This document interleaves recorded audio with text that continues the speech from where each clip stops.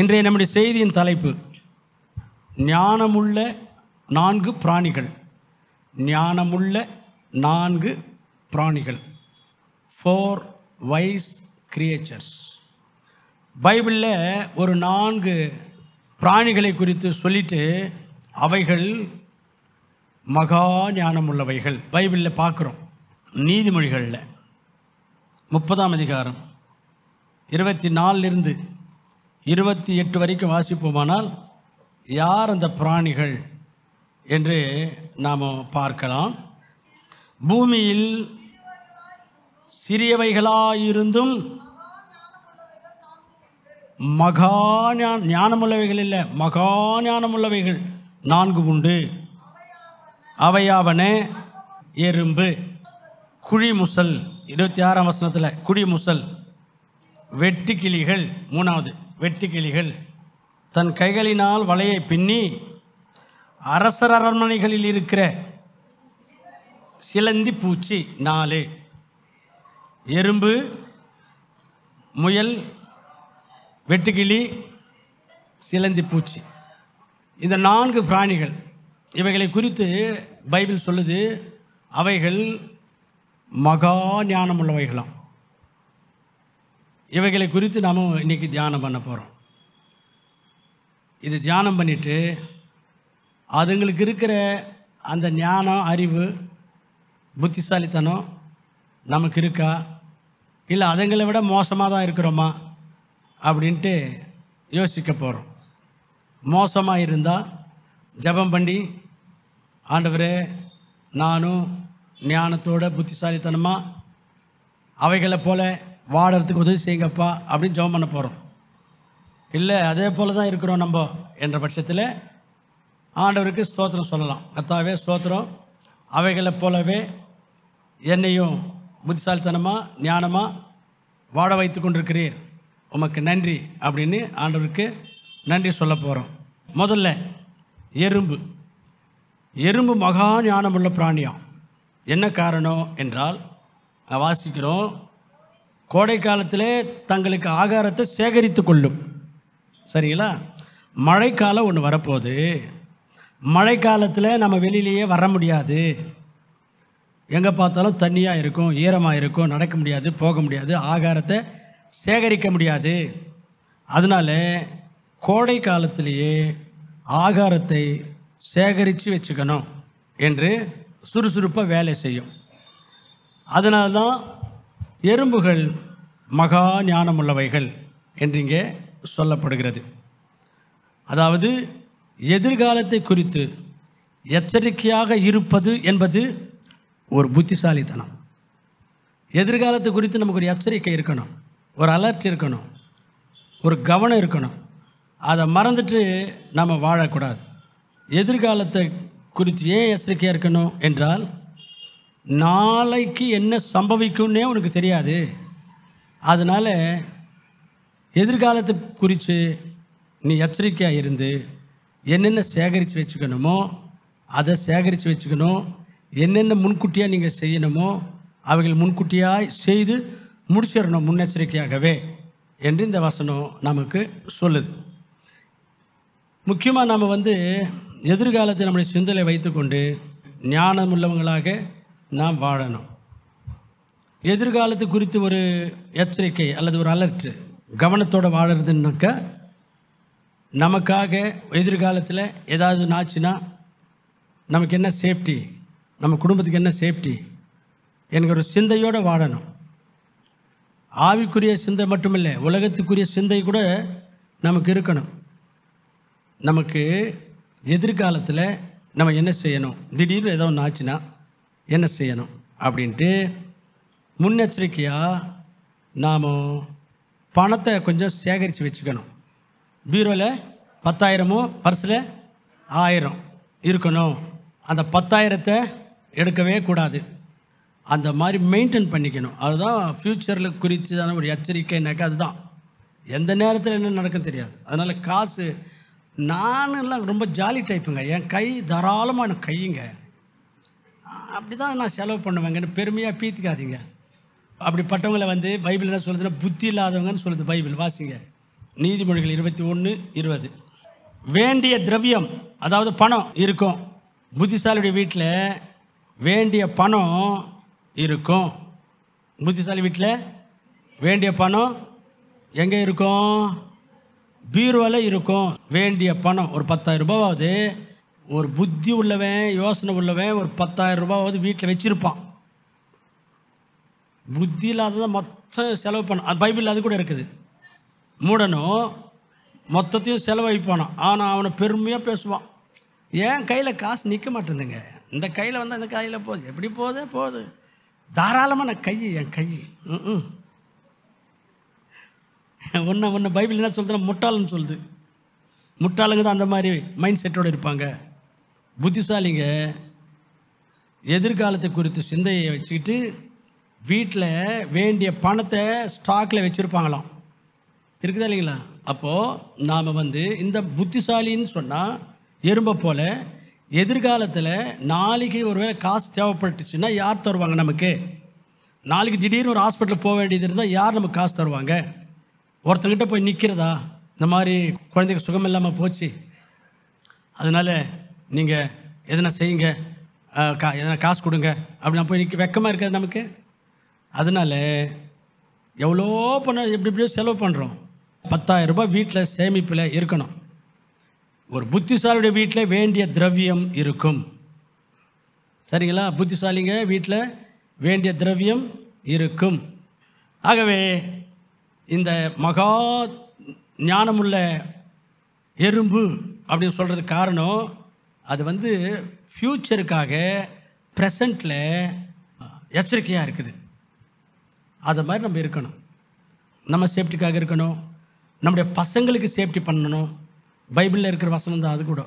நீதிமொழிகள் 13:22 ஒரு நல்ல பெற்றோர் பிள்ளைகளுக்கு ஆஸ்தியை சேர்த்து வைப்பாங்க. பிள்ளைகளுக்காக சுதந்திரம்னாக்கா ஆஸ்தி. ஒரு நல்ல தகப்பன் தங்களுடைய பிள்ளைகளுக்கும் பிள்ளைகளுடைய பிள்ளைகளுக்கும் ஆஸ்தியை சேர்த்து வைக்கணும். பைபிள் படி பார்த்தா மொத்தத்தையும் தின்னு தீர்க்கிறது இல்லை. புரியுதுங்களா? அதனால் பணத்தை நாம் இஷ்டத்துக்கும் செலவு பண்ணக்கூடாது. நமக்கும் சேஃப்டி பண்ணிக்கணும், நம்ம பசங்களுக்கும் சேஃப்டி பண்ணணும். முடிஞ்சால் ஒரு மாதம் ஒரு 1000 ரூபாய் கட்டுற மாதிரி ஒரு இன்சூரன்ஸு பசங்க பேரில் 500 ரூபாவது செய்யணும் பசங்களுக்கு. ஒரு நல்ல பெற்றோர் அதை செய்யணும்னு பைபிள் சொல்லுது. அதனால் நாம் அதெல்லாம் செய்தோமானால் நாமும் கூட எறும்பை போல ஆண்டவராலே பாராட்டப்படுவோம், புத்திசாலிகள் என்று பேர் எடுப்போம். அதெல்லாம் இல்லைன்னா இஷ்டத்துக்கு செலவு பண்ணிகிட்டு இருக்கிறோன்னு சொன்னால் அது நம்ம புத்திசாலிகள் இல்லை, ஆண்டவர் நம்ம பாராட்டவும் மாட்டார். அதனால் தங்களுடைய எதிர்காலத்தை குறித்து எச்சரிக்கையாக இருந்து வாழ்கிற எவருமே புத்திசாலிகள் தான். பண விஷயத்தில் மட்டுமில்லை, ஆவிக்குரிய வாழ்க்கையிலையும் கூட இந்த காலத்தில் நாம் எப்படி வாழ்ந்தால், என்ன செஞ்சால் பிறகு நம்முடைய பிள்ளைகளுக்கு அந்த ஆசீர்வாதம் வரும். இந்த காலத்தில் நாம் எப்படி பண்ணால், என்ன செஞ்சால் ஆண்டவர் எதிர்காலத்தில் நம்மை ஆசீர்வதிப்பார் அப்படிலாம் யோசித்து வாழ்கிறவங்க தான் புத்திசாலிகள். ரெண்டாவதாக முயல் குறித்து வாசிக்கிறோம். புத்திசாலியாக இருக்கிற முயல் 26ஆம் வசனத்தில், சத்துவமற்ற ஜந்துவாய் இருந்தும் தங்கள் வீட்டை கண்மலையிலே தோண்டி வைக்கும் குழிமுசலை குறித்து பைபிள் என்ன சொல்லுதுன்னா, அது மகா ஞானம் உள்ளது. ஏனென்றால் தன்னுடைய வீட்டை கண்மலைகளிலே கட்டி கொள்ளுகிறது. அதாவது பாறையில் ஒரு குழி மாதிரி தோண்டி அது குழியை உண்டாக்கி கொள்ளும் அப்படின்னு பைபிளில் இருக்குது இல்லைங்களா? அப்போது அது என்ன பண்ணுது, தனக்குன்னு வாசஸ்தலத்தை ஒரு பாறையில் தோண்டி அதுக்குள்ளே தனக்கு ஒரு வாசஸ்தலத்தை வீட்டை ஏற்பாடு பண்ணிக்குது. ஏன்னு சொன்னால், இந்த முயல் பற்றி நம்ம பார்த்தா, இந்த முயல் வந்து வேறு எந்த மிருகத்தையும் எதிர்கொள்ளுகிற சக்தி அதுக்கு இல்லை. எதையுமே அது எதிர்கொள்ளாது. அவ்வளவு வீக்கு, அவ்வளோ சக்தியற்றது. அதனால் நாம் யாரையும் மோத முடியாது, யார்கிட்டையும் போராட முடியாது, எந்த ஜந்துக்கிட்டையும் எந்த மிருகத்துக்கிட்டையும் சண்டை போடுறதுக்கு நமக்கு சக்தி இல்லை. அதனால் நமக்குன்னு ஒரு ஆபத்து வந்துச்சுன்னா, இல்லை நமக்கு விரோதமாக ஏதாவது ஒரு மிருகங்கள் வந்துச்சுன்னா, ஓடி போய் என்னுடைய வீட்டில் அந்த கல்லுக்குள்ளே தோண்டி வச்சிருக்கிற அந்த குழியில் நான் நுழைஞ்சேன்னா யாரும் என்னை நெருங்க முடியாது, எனக்கு சேஃப்டி அப்படின்னு நினச்சி பாறையில் குழியை உண்டாக்கி குழியை தோண்டி அதுக்குள்ளே வாசம் பண்ணுமா. அதனால் இந்த முயலை குறித்து பைபிள் சொல்லுது, அது மகா ஞானி. அதாவது எனக்குன்னு ஒரு ஆபத்து வந்தால் நான் யாரையுமே எதிர்கொள்ள முடியாது, அந்த சக்தி எனக்கு இல்லை. என்ன நான் பாதுகாத்து கொள்ளணும்னா நான் ஓடி ஒளிகிற மாதிரி ஒரு குழி அந்த கண்மலையில் ஏற்படுத்தி கொள்ளணும் அப்படின்னு ஏற்படுத்தி கொள்ளுது. அதனால்தான் குழி முசலை பைபிள் சொல்லுது மகா ஞானம் உள்ளது அப்படின்ட்டு. நம்முடைய வாழ்க்கையிலையும் கூட பல வகையான போராட்டங்கள், வியாதிகள், பிரச்சனைகள், உலகத்தில் நமக்கு விரோதமாக செயல்படுகிற சாத்தனுடைய காரியங்கள், ஆபத்துகள் இருக்குது. அதன் மத்தியில் நாம் ஒரு பாறைக்குள்ளே போய் ஒரு ஷெல்டர், ஒரு அடைக்கலம் உண்டாக்கி கொள்ள வேண்டுமானால் அந்த அடைக்கலம், அந்த ஷெல்டர் இயேசு கிறிஸ்து தான். அல்லேலூயா. அந்த கண்மலை இயேசு கிறிஸ்து தான். 1 கொரிந்தியர் 10ஆம் அதிகாரத்தில் 4ஆம் வசனத்தில் இருக்குது. அது மட்டும் இல்லாமல் 18ஆம் சங்கீதத்தில் 2ஆம் வசனத்துலேயும் சொல்லியிருக்கிறார். அதனால் இந்த உலகத்தில் ஆபத்துகள், அசம்பாவிதங்கள், சாத்தனுடைய தாக்குதல்கள், பலவிதமான போராட்டங்கள், எதிர்ப்புகள், நமக்கு விரோதமான காரியங்கள் நடக்கும், இனிமேலும் நடக்கும். அதன் மத்தியில் நமக்கு ஒரு சேஃப்டி பிளேஸ், நாம் பாதிக்காதபடிக்கு, நாம் விழுந்துராதபடிக்கு, நாம் அழிந்துராதபடிக்கு நமக்கு ஒரு சேஃப்டி பிளேஸ் வேணும்னு சொன்னால் அது ஆண்டவர் தான். அல்லேலூயா. சங்கீதத்தில் 46:1 இருக்கும், ஆபத்து காலத்தில் அனுகூலமான துணையாய் அவர் இருப்பார். இப்போ இந்த குழி முசல் அந்த குழிக்குள்ளே நுழைஞ்சிருச்சுன்னா எந்த சிறுத்தை வந்தாலும், புலி வந்தாலும், சிங்கம் வந்தாலும் உள்ளே நுழைய முடியாது. அதுபோல் இயேசு கிறிஸ்து தான் நம்முடைய கண்மலை. அவருக்குள்ளே நாம் இருக்கணும், அப்போ தான் நமக்கு சேஃப்டி. நாம் அவருக்குள்ளே இருக்கணும்னு சொன்னால் நம்முடைய பாவ காரியங்களெல்லாம் ஆண்டவரிடத்தில் அறிக்கை செய்து மன்னிப்பு கேட்டு விட்டுட்டு வாழ்க்கையை ஆண்டவருடைய கரத்தில் ஒப்பு கொடுக்கணும். அதுதான் ரட்சிப்பின் அனுபவம், மனம் திரும்புகிற அனுபவம். அந்த மாதிரி நம்ம மனம் திரும்பி ரட்சிக்கப்பட்டால் ஆண்டவருக்குள்ளே நாம் போயிடுறோம், நமக்குள்ளே ஆண்டவர் வந்துடுறார். இந்த ஒரு அனுபவம் ஏற்படுகிறது. ஆகவே நம்ம இந்த உலகத்தில் குழி முயலை போல எப்படி ஒரு பாறையை தோண்டி அதுக்குள்ளே ஒரு வாசஸ்தலத்தை ஏற்படுத்தி கொள்ளுதோ, அதை போல் நாமும் கூட இயேசு கிறிஸ்து என்கிற இந்த பாறை, அந்த கண்மலைக்குள்ளே நாம் நிரந்தரமாக வசிக்கத்தக்கதான இயேசு கிறிஸ்து நமக்கு வாசஸ்தலமாக இருக்கும்படி நாம் இயேசு கிறிஸ்துவுக்குள் வந்துட்டோன்னு சொன்னால், ரோமர் 8:1 சொல்லப்படுகிறது போல, சங்கீதம் 121:7 சொல்லப்படுகிறது போல, சங்கீதம் 34:17 சொல்லப்படுகிறது போல, எல்லா வகையிலையும் சேஃப்டி. எந்த ஆபத்துகள், எந்த பிரச்சனை வந்தாலும் ஆண்டவர் நம்மை பாதுகாத்து கொள்வார், எல்லாவற்றையும் நம்ம காப்பாற்றுவார். ஆகவே நாம் முயலை போல நமக்கு ஒரு சேஃப்டி வேணும் இந்த உலக வாழ்க்கையில், அது இயேசு கிறிஸ்து தான் என்று உணர்ந்து இயேசு கிறிஸ்துவுக்குள்ளே நாம் இருப்போமாக. இயேசு கிறிஸ்து நமக்குள்ளே வருவாராக.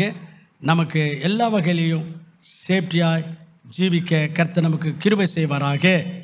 மூணாவதாக வெட்டுக்கிளிகள். வெட்டுக்கிளிகளை குறித்து 27ஆம் வசனத்தில் வாசிக்கிறோம். ராஜா இல்லாதிருந்தும் இந்த வெட்டுக்கிளிகள் பவுஞ்சு பவுஞ்சாய் புறப்படும் என்று வாசிக்கிறோம். பவுஞ்சு பவுஞ்சாய் என்றால் குரூப் குரூப்பாக புறப்படுமா.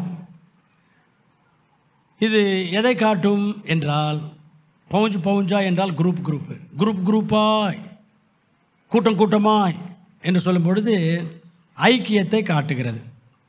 ஐக்கியமாக இருக்கும் அதுங்களுக்கு யாருமே இன்ஸ்ட்ரக்ஷன் பண்ணி எல்லாம் ஒன்றா வாங்க, இந்த பக்கம் வாங்க, அந்த பக்கம் வாங்கன்னு சொல்கிறதுக்கு லீடர் இல்லாவிட்டாலும் ஐக்கியத்தை காத்துக்கொள்ளும். குரூப்பாக இருந்து எந்த செய்தாலும் குரூப்பாக செய்யும்.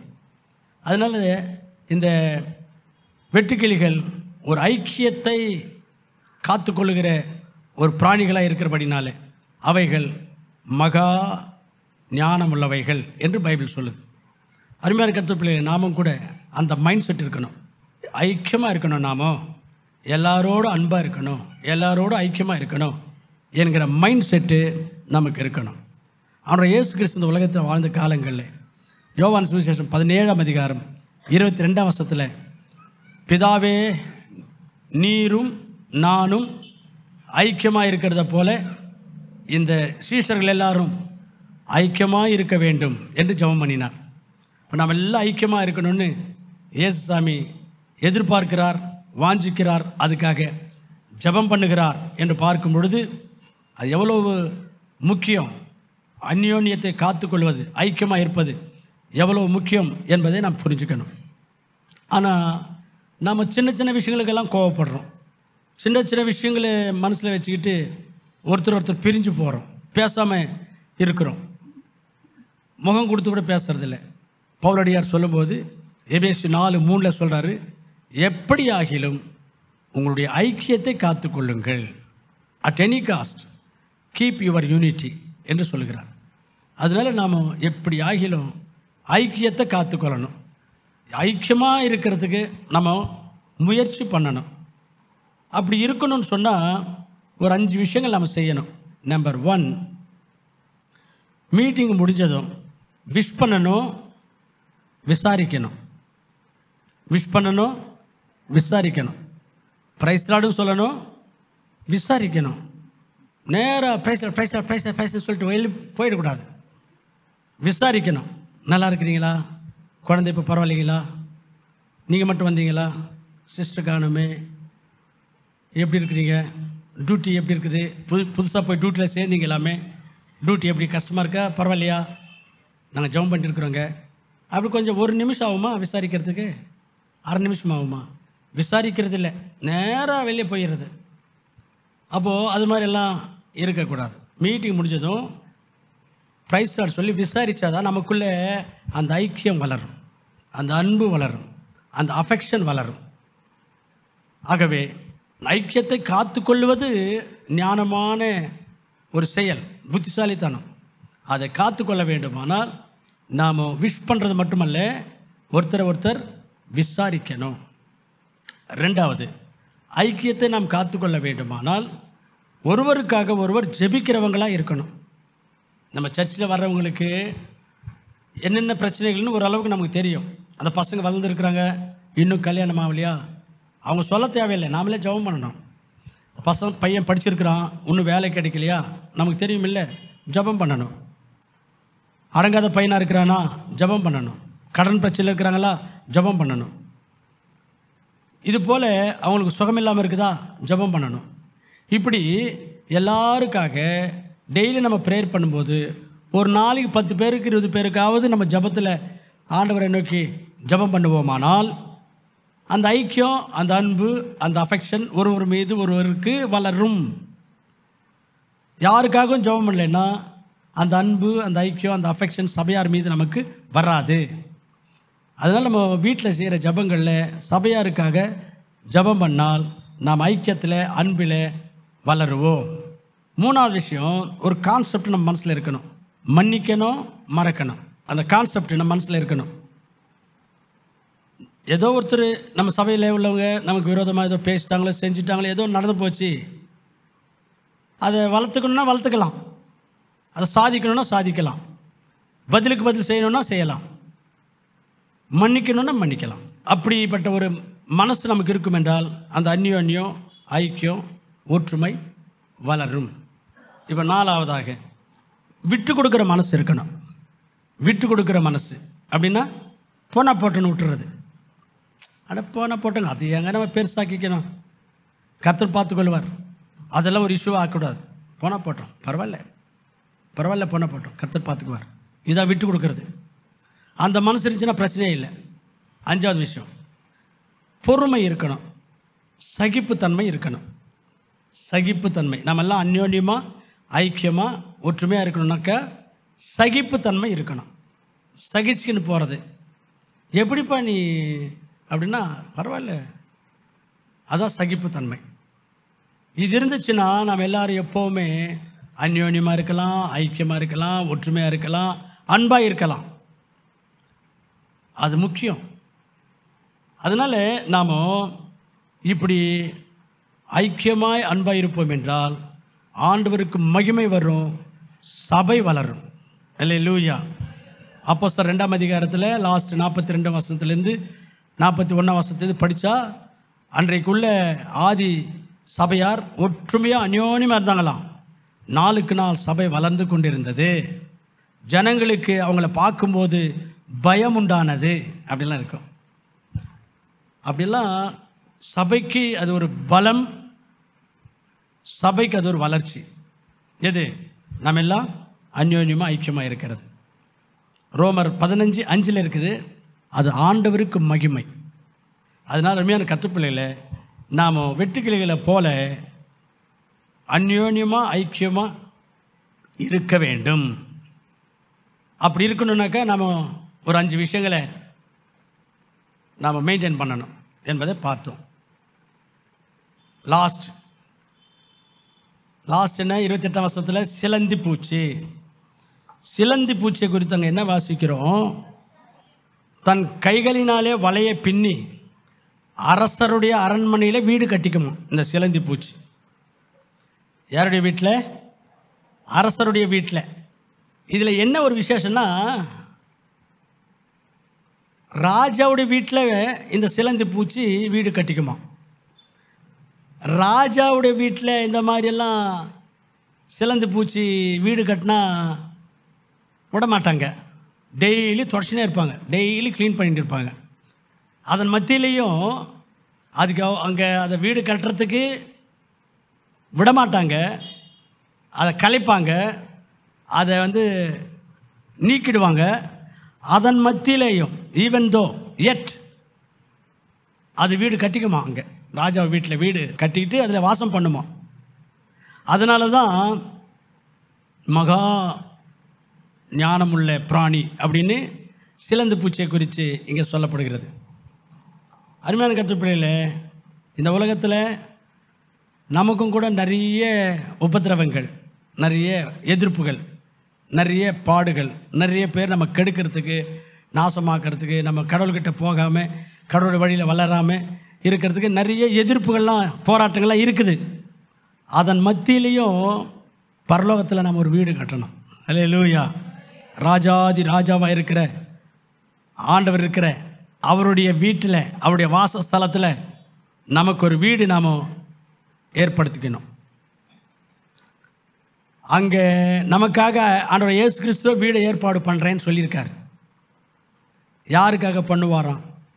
நம்ம ரட்சிக்கப்பட்டால், நம்ம ஆண்டவர் பிள்ளைகளாக மாறிட்டா நமக்காக ஆண்டவர் அங்கே ஒரு வீடு ஏற்பாடு பண்ணுறேன் அப்படின்னு சொல்லியிருக்கிறார். அந்த ராஜாவுடைய வீட்டில் நாம் வீடு சம்பாதிக்கணும். ரட்சிக்கப்பட்டு நமக்குன்னு ஒரு வீடு அங்கே சம்பாதிச்சு கொள்ளணும். பல வகையான போராட்டங்கள் மத்தியிலே தான் அந்த வீடை நம்ம சம்பாதித்து கொள்ளணும். அந்த வீட்டுக்குள்ளே நம்ம பிரவேசிக்கணும். சாதாரணமெல்லாம் அந்த பரலோக ராஜ்யத்துக்கு வீட்டை நம்ம சுதந்திரித்து கொள்ள முடியாது. இந்த உலகத்தில் பலவிதமான உபத்திரவங்கள் நமக்கு இருக்குது. யோவான் சுவிசேஷம் 16:33 இந்த உலகத்தில் உங்களுக்கு உபத்திரவங்கள் உண்டு என்று ஆண்டவர் இயேசு கிறிஸ்து சொல்கிறார். அப்போது எத்தனையோ உபத்திரவங்கள் வரும், யோபுக்கு வந்த மாதிரி. அதன் மத்தியிலையும் நாம் நீதியோட பக்தியோட ஆண்டவர் பிரியமாக வாழ்ந்து பரலோக ராஜ்யத்தில் அந்த வீட்டை நம்ம சுதந்திரித்து கொள்ளணும். 1 பேதுரு 5:8 சாத்தானானவன் நம்மை விழுங்குவதற்காக இரவும் பகலுமாக வகை வகையாக சோதனைகளை கொண்டு வந்து கொண்டிருக்கிறான். அந்த சோதனைகளை ஜெயிச்சு பரலோக ராஜ்யத்தில் ஒரு வீட்டை சம்பாதித்து கொள்ளணும், சுதந்திரித்து கொள்ளணும். யோவான் சுவிசேஷம் 10ஆம் அதிகாரம் 10ஆம் வசனத்தில் சாத்தானானவன் நம்மை கொல்லவும் அழிக்கவும் வந்திருக்கிறானாம். எப்படியாவது நம்மளை அழிச்சிடணும், அதுதான் அவனுடைய திட்டம், பிளான். அதன் மத்தியிலேயும் சாத்தானுக்கு இடம் கொடுக்காம நாம் வாழ்ந்து பரலோக ராஜ்யத்தில் வீட்டை சம்பாதித்து கொள்ளணும், அதை சுதந்திரித்து கொள்ளணும். கலாத்தியருக்கு நிருபம் 5ஆம் அதிகாரம் 17ஆம் வசனத்தில் நமக்குள்ளே இருக்கிற பரிசுத்த ஆவியானவருக்கு விரோதமாக இந்த மாம்சம் செயல்பட்டு கொண்டிருக்கிறது என்று பவுலடியார் சொல்கிறார். இந்த மாம்ச கிரியைகளை நாம் மேற்கொள்ளணும், ஜெயிக்கணும். பரலோக ராஜ்யத்தில் ஒரு வீட்டை, ஒரு வாசஸ்தலத்தை சம்பாதித்து கொள்ளணும், உண்டாக்கி கொள்ளணும். அதனால் பலவிதமான போராட்டங்கள் மத்தியிலேயும் எதிர்ப்புகள் மத்தியிலேயும் நாசமாக்கக்கூடிய அழிக்கக்கூடிய சக்திகள் மத்தியிலேயும் இந்த சிலந்தி பூச்சி எப்படி அரசருடைய வீட்டிலையும் கூட வீடு கட்டிக்குதோ அதே போல தான் நம்முடைய வாழ்க்கையிலையும் கூட துன்பங்கள், சாத்தானுடைய தாக்குதல்கள், மாம்சத்தோடு கூட போராட்டம், இவைகள் எல்லாவற்றையும் சமாளித்து மேற்கொண்டு பரலோக ராஜ்யத்தில் நாம் ஒரு வீட்டை சம்பாதித்து கொள்ளணும், சுதந்திரித்து கொள்ளணும். அப்போ தான் பரலோக ராஜ்யத்தில் வீட்டை சம்பாதித்து கொண்டால் மகா ஞானிகள் அல்லது நல்ல புத்திசாலிகள், ஞானமுள்ளவர்கள் என்று ஆண்டவர் நம்மை பாராட்டுவார், சொல்லுவார். உண்மையிலே அதுதான் புத்திசாலித்தனம், ஞானமான ஒரு செயல். ஆகவே அப்படிப்பட்ட வாழ்க்கையை வாழ கர்த்தர் நமக்கு கிருபை செய்வாராக.